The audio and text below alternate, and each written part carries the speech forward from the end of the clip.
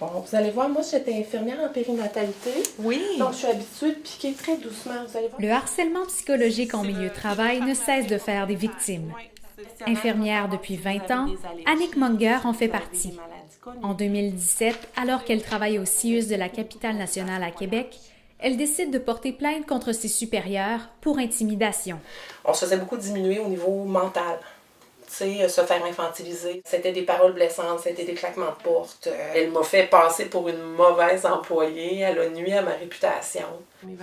D'autres collègues du même CLSC où elle travaille sont victimes de menaces de la part des gestionnaires. J'ai décidé à ce moment-là de regrouper différents témoignages de mes collègues qui sont survenus depuis les 5 dernières années. Cette plainte de 27 pages collecte les témoignages de 11 employés. Cette situation est loin d'être exceptionnelle, selon la Fédération interprofessionnelle de la santé du Québec. La manière de gérer le réseau de la santé fait en sorte que ça met une pression sur les professionnels en soins et les gens tombent énormément malades, tombent en assurance salaire.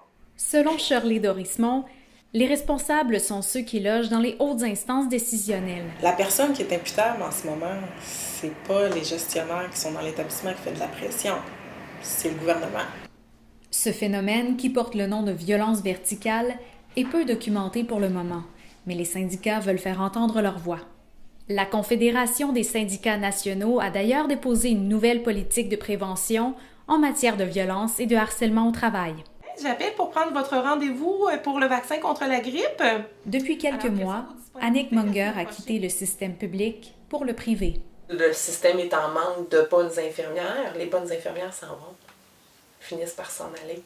Ici Anne-Sophie Roy pour l'Université de Montréal.